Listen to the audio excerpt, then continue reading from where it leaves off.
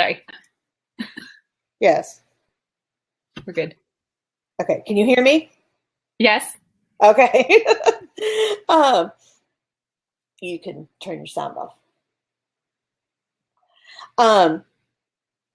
Okay, so this is our second try at talking about stress. Last time was a little stressful because we had a lot of technical difficulties. So we appreciate your patience. We're glad that you're back. And we wanted to talk a little bit about ways to manage stress at the end of the year in the special ed classroom, strategies that we've used, strategies that you've used, and things that kind of help you get through those last few days. I'm Chris Reeve. I'm with Autism Classroom News, and I have Mary Ann under the Let's Talk SPED banner since she gets to sign in from Super Teaches Special Ed Spot, and Erin Hagee from You Ought to Know. Hello. So we are very glad. Always feel free to type a question in. If you put the if you hit the slash, then you can choose to do a question that will actually pop up for us. And we are recording, so I think we're good to go. For me, I think the biggest thing is just remembering to step back and take perspective. I think it's really hard, especially when you've got so much going on, to remember that there's a much bigger picture to what everything means. It's easy to get caught up in the end of the year hysteria, get worried about graduation and end of the year field day and finally cleaning out your room and checklists and all those kinds of things that have to be done. And it seems really overwhelming. And then coupled with the fact that I think we're always at but I'm going to be done. So I'm like, my brain is done. We're just done. Mm-hmm. And I think it's so important to find something that takes you out of that, whether it's spending time with your family or, for me, it's just remember to turn on music and listen to music, to remember to turn on music when I'm cooking dinner and dance around the kitchen. It's something that kind of takes me out of myself and gives me some perspective to remember that this is not the end all and this is not everything going on, is not my entire world. And so we can focus on other things and get through it. So that's my tip for the week. Mary Ann, you want to go up next?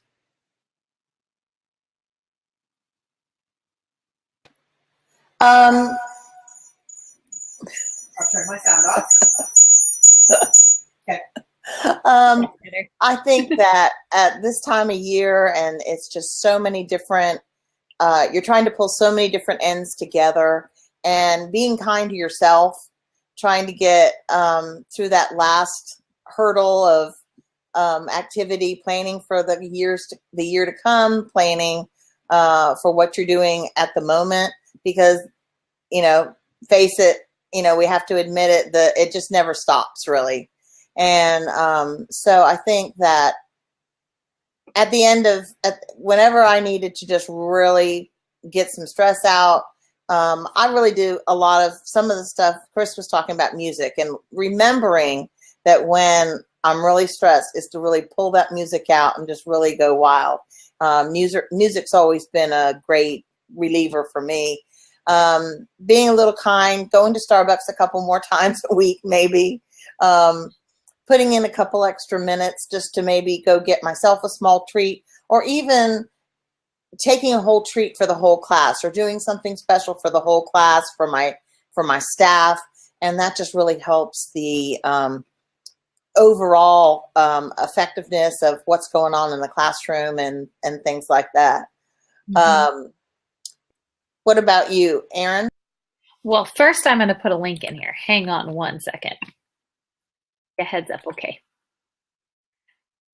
That's how I deal with stress. Wine.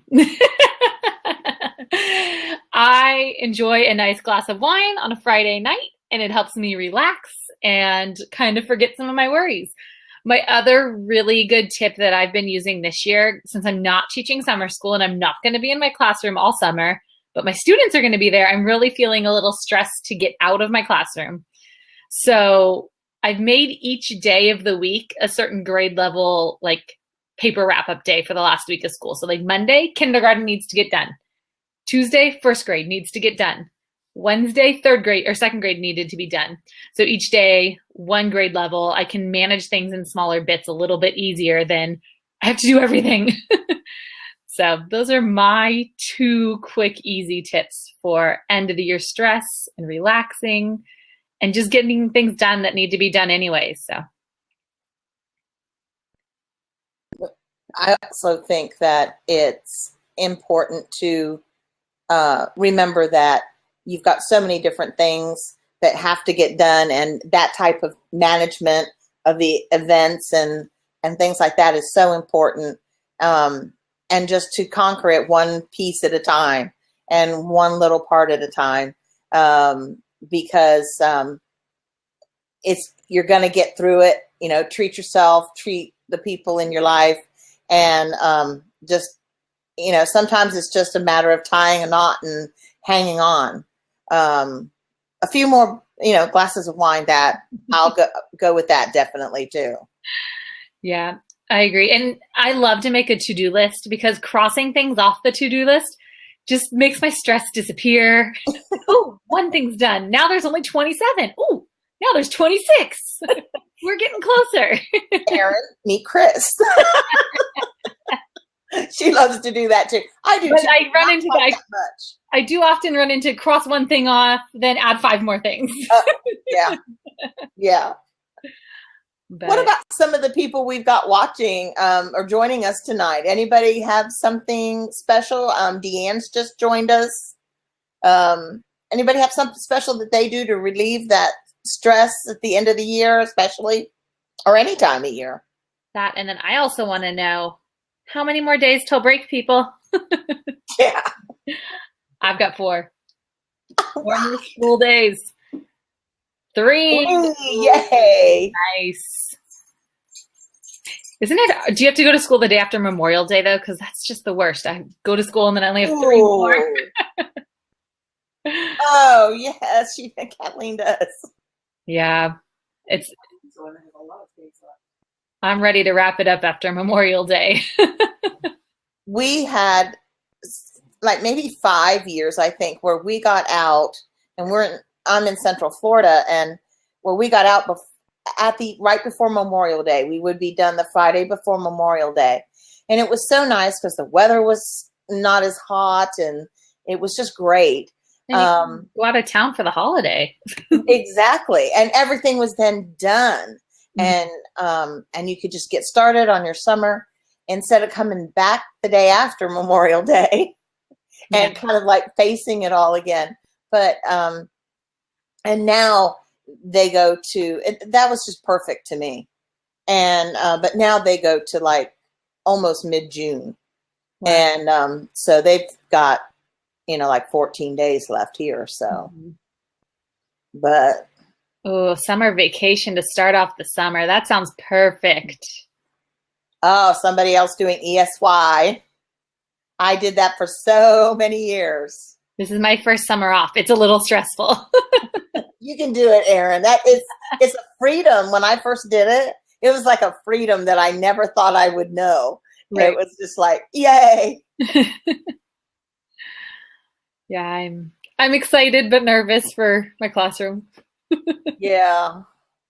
But I never had the circumstance where I had to get my classroom ready and my kids to be with somebody else in the same place. Yep. But that's so good for them, though, because my kids go to ESY at a totally different area of the county, different school. The teacher doesn't even very often teach the same grade level during the school year. Sure. So like last year, my little 3rd grader had high school teacher and no knowledge of how to work with an elementary kid. That's hard. Yeah. So luckily that child had a behaviorist. So they got in there and helped a little bit. So that's good. Got something. Chris, you want to join? I think too, one of the things, you want to mute yours and I'll unmute mine. I think one of the things too is to give yourself a break and know that you can't do everything. And I have a hard time with that. I'm one of those people who really wants to do everything. And I get very frustrated when I feel that I'm not measuring up to that. And so I really have to remember to myself when I get very stressed that it's because a lot of it is because I'm putting it on myself. I want everything to be perfect. I want everything to be, I want to be able to do everything. And I have to really remind myself that, you are capable of doing anything, but you can't. No one can do everything. And you've got to rely on your staff. You've got to rely on, your family members for cutting you some slack. You've got to rely on other people to delegate stuff to and let other people take some control. And I think that's hard. I think many of us come to it with that idea of, I know how to do it. It takes me more time to tell somebody else how to do it. And so just like I talk about with classroom setup, the more systems you can set up for the end of the year, the more it's easier because things happen automatically. Like if you have an inventory sheet that these are the things that need to be packed up and put away, or these are the things that we leave for ESY, or specific jobs that you can assign to staff, it becomes easier because everything's not on you, but things are going to be done according to the system. So they'll be done the way you want them done, or more likely to be done the way you want them done. And I think that that's a really important thing as well. So if you look at your closing down the classroom systems the same way, then I think that really sets you up for starting off the next year better, but also feeling better when you walk out of the classroom. Yeah, I agree. I just started today actually making copies for next year. And then it's taking some stress off of this is something I don't have to do at the beginning of the year. It's going to be done and ready for me. Right. So. And B&E had asked as on an unrelated topic about opinions about colorful rooms. And I think, it really depends on the class, I think would really be my answer to that. It depends on who the kids are. I don't think the color is particularly problematic. How busy it is and how much stuff is on the walls and on the ceilings and things like that can be problematic. Deanne says, I'm teaching ESY with the same kiddos along with my staff. That's nice. Yeah. And I think that is really nice. And in some ways it would, as a teacher, it would give me a little, because your kids are getting what they need. They're going to have the consistency, and the room is going to be consistent, because I've been in so many situations where somebody else's room was used or somebody used my room for another class and it was a mess, or somebody, my kids were in my room, but it was like playtime. And now I come back at the beginning of the year and it's like, oh, we play in the room. It's like, no, we don't. We work in the room. And also, people don't always do things. It's easier because you don't have to box everything up and try to make sure that everybody's, communication system gets to the next place with them and things like that. So there are definite advantages to that. The drawback, of course, is you have a much shorter summer. So at least you get some time off. I used to work at a school that in Broward County, we used to have, our preschool used to just go pretty much year round. We would have a 2-week vacation, but we used to have what we called summer school. And then when ESY came along in the law, they changed it and we went to an ESY program. And I have to tell you that in some ways it was a lot easier when everybody was hired on with the expectation that we just work a full year calendar and we have these weeks off, than the trying to track down who's going to teach ESY, what classes the kids are going to go to, how many kids are we going to have. It was actually a lot easier the other way. You didn't get as long a break, but it was kind of nice. I see a lot of folks doing summer training, especially once you get to July, once you kind of pass that July 4th space, depending on when your school goes back. Sometimes it starts in August. But I know a lot of schools use those times to do. Yes, my first day of summer vacation is training. But it'll be done. Oh my God. It's a reading training. We're getting a new reading adoption, so I'm being trained with all of our staff. But I'm looking for some more targeted trainings for the summer, but I want to do some more training for sure. Over the summer, I'm planning to offer some online training, probably looking at data and probably looking at classroom setup for folks to do. The platform's not ready yet, but I hope that it will be by the time we get partway through June and I can start putting it together. Because it is a good time for people to learn, to get some CEUs and to really process it. Because it's hard to process new information when you know that your kids are back in your classroom, being possibly having problems and things like that. So it gives a little bit more downtime. It also allows me, whereas when I go and do a training at a site, we kind of have to pack it all into the time that I'm there. So it's much more a one shot. Let me talk about it. Let me show you. And then you kind of have to take it. The online training, I'm hoping, will give me more of a chance to say, let's look at this little part of it. Now go try it and then come back to the group and we can talk about how it worked, how to tweak it, and then let's do the next thing. So hopefully it'll be a little easier to process in a more of a class-like kind of thing than a sit and listen. Sign me up. The Autism Internet modules are great. I love those.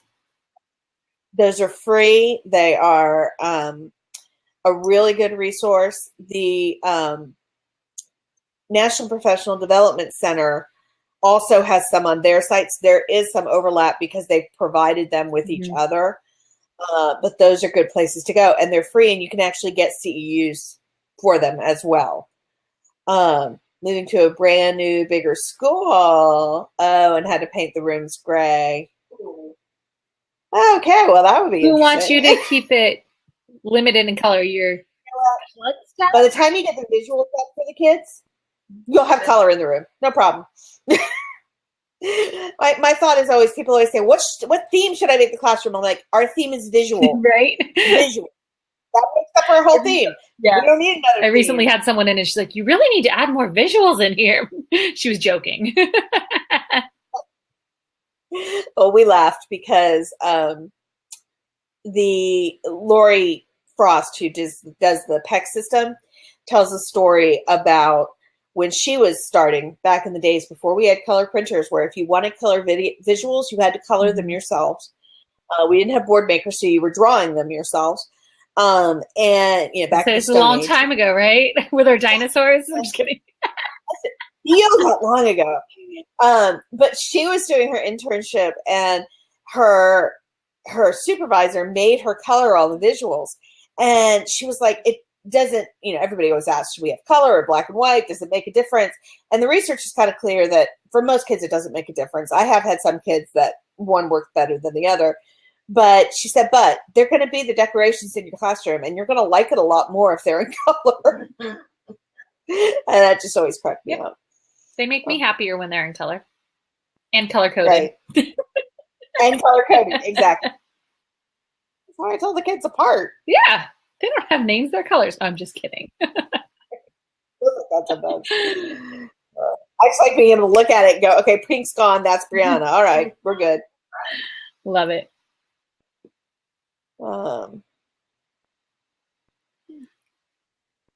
things that you guys do during massages. Summer. I know it's controversial with you, but I just started getting monthly massages, and I feel like it's changed my life. Like I can almost relax.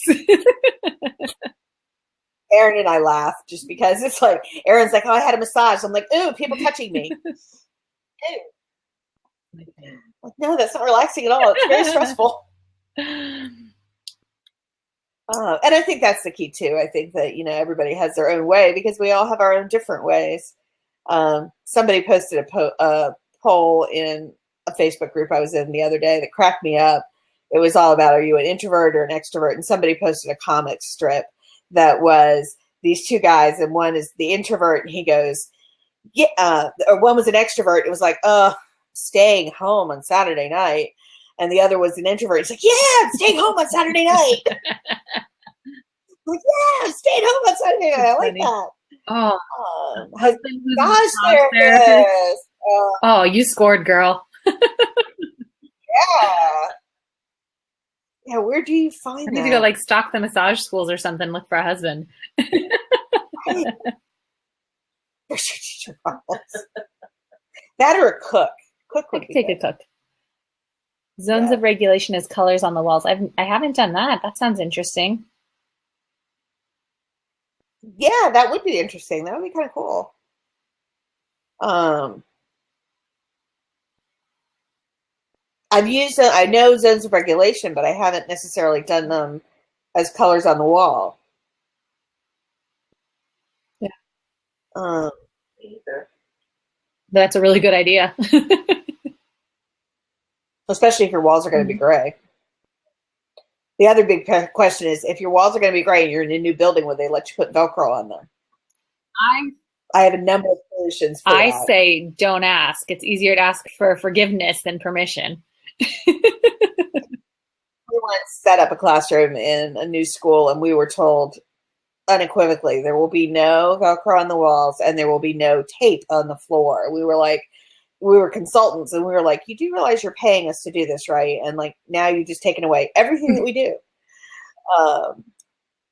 And so we got really creative. We used a lot of put our Velcro on the furniture instead of the walls. Somebody asked me the other day, is it okay to put the schedules on the back of a shelf? I'm like, I usually put the visuals on the back of a shelf because the Velcro on the wall does tear the drywall off at the end of the year. But using contact feet between two pieces of contact paper with a hard Velcro runner on the bottom that would stick to the carpet, so we didn't have to actually stick the tape to the carpet. And we've actually found that was really cool because we just rolled the feet up and took them everywhere we went. Need to line up at PE? Roll out the feet. Need to line up at lunch? Roll out the feet. It was so cool. That's my chalk everywhere.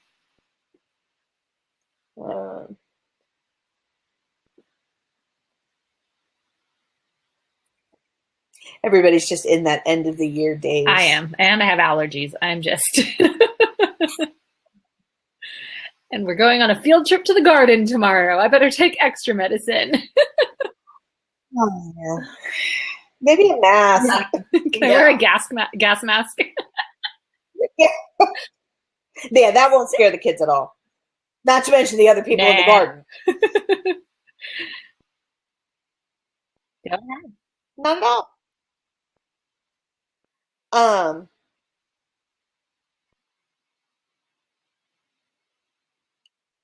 I think the other thing that I think about when I think about managing stress, and I think about managing stress in the long term, so outside of just the end of the year, our jobs are not easy. They're very stressful. It's really easy to get caught up and frustrated with a student with behavioral issues, a staff member who isn't implementing what you want them to, and you feel like you've told them 100 times. And I think there's a couple things to think about that is helpful with that. One is, why am I echoing? I don't know. One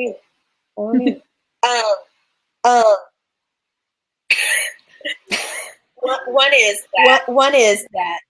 Do you have your sound on it? No, I don't. You're not echoing over here, if that helps you. Okay. I don't know what's going on. Anyway, I think that focusing on remembering why you do this, and that there is a purpose to what we do, and that what we do is important, that, what you are doing is incredibly important. And there's a true purpose to it. And you are doing things that are, it's a meaningful way. It's not it's not often a great way to make money, but it is a meaningful way to spend your life. And I think focusing on that helps you remember why the fight is important. But I think also the way that you think about things makes a big difference. And I think that is the really hard part of why you want to remove yourself and get some perspective. If you get upset at the kid who is pushing your buttons, not only is it going to be worse for the kid, but it's going to be worse for you because you're going to get yourself upset. And the more upset you get, the more stressed you're going to be. And then the more stressed you're going to be down the line because you know that you didn't want to get upset. So it's not always easy, and we certainly always, I mean, all of us at some point have lost our cool. But I think the more that we realize that, no, he is not out to get me. No, he is not doing it on purpose. No, this is just who he is, and I have to be in control of myself, not him, is going to help keep things in control. And the same is true for dealing with, staff issues. It's like when the staff member says the thing that just sets you off, it's so important to just kind of step back and go, okay, what else is going on in this person's life? What else are they dealing with? What other, stressors do they have going on that are making it hard for them to follow through with this? I use a lot of visual cues, Deanne, just as reminders for everybody in the class. Whether it's just, and sometimes the visuals I use for the kids, I also do use for the staff.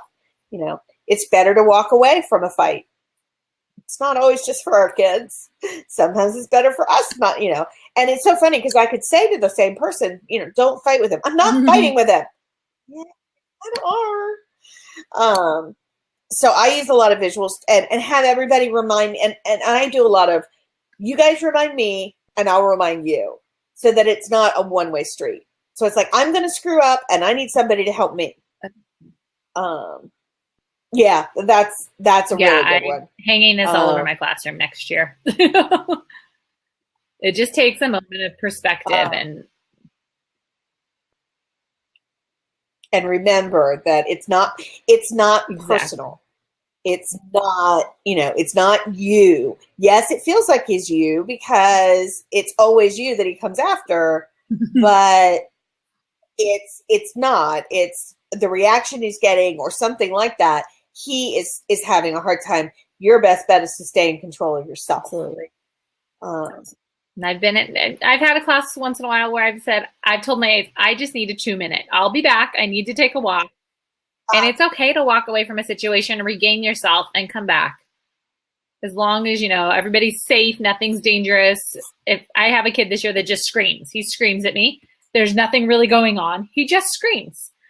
And being screamed at for 6 hours a day can get a little, I just need to walk away for a few minutes and have my quiet. And like, he'll just stand there, look at me and scream. I'm like, I just need to go away. So. And I think that's a good model for the staff too, that, you're showing them it's okay, because I have a lot of parents who are like, I can't leave. This is my job. It's like, no, please walk away. I'd rather have you voluntarily walk away, but I will sometimes walk up to somebody and go, hey, I'll take it. You go take a break for a sec. And it doesn't mean they're doing anything wrong. It just means that I can tell from their face that they need a break, just like our kids need a break. So I think that that's a good thing to model for staff so they know it's okay. It doesn't mean, go have a drink and come back in 3 hours, but I know. No, I had one of my higher students was yelling at me one day. And so I told him I need to go take a break. And I went to my calm down area and climbed in the tent. He looked at me like I was crazy, but I at least modeled for him how to take a break. And now he'll climb in the tent and relax and chill out instead of yelling at me. So.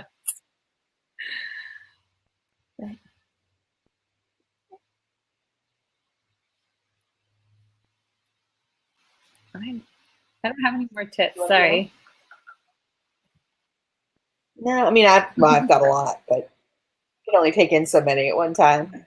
I really think the big thing is being able to step back and take some perspective, and being able to really focus on how to model for staff what we want them to do so that they follow through. And recognize that, and also recognize at the end of the day, you get to walk away from that kid. Yeah. I have so many people who are like, well, his parents won't. And I'm like, yeah, well, at the end of the day, think about the fact that you were really happy to walk away from that kid. He's a tough kid. Imagine being with him all the time. Yeah. And then you tell me what the parents should do. So I think that, it's really important with families too, to remember that their situation is very different from ours. And, what they're dealing with is often something beyond just this kid too. So always remembering that everybody has their own life. You know, we talk so much in autism about the need to teach kids to take perspective. But the reason that our kids can't take perspective is in part because taking other people's perspective is really hard for all of us. It's hard for all of us to remember that there is something outside of the realm in which I interact with this person that is going to affect their behavior. And to know that we have to step back and understand. I always think of a Steve Covey story, and then I'll wind it up, of, you know, being on a train and having these two kids and a father, and the kids were just out of control. And, you know, he's sitting there and he's thinking to himself, I can't believe this father can't control his kids, and this is terrible, and, you know, this is an awful situation. And instead of, he was happy because instead of saying, excuse me, but, you know, take care of your kids, he said, you know, can I help you? And the guy said, I don't even know what to do. We just came from the hospital. My wife just died. My kids don't know what to do. I don't know what to do with my kids. And it, you know, it changed the entire perspective of the train car of these kids that are running around like crazy once she knew the backstory. So I think really looking for that backstory is so important when we get frustrated with whether it's the media specialist who has everything perfect for the end of the year program, or the, you know, she may be controlling it because it's the only thing in her life she has control of right now. So really looking at those other perspectives and trying to take the time to see it from somebody else's perspective actually reduces your stress, even though it's an extra step that we have to take. So now we can all join hands and sing Kumbaya. And I think our time is up for the night. Anything anybody wants to add before we say goodnight? You can do it. You can get through the last days, and you can get through ESY. You can do it. All right. Have a great night. Thanks so much, guys, for showing up. And we will see you again soon. Thanks, everybody.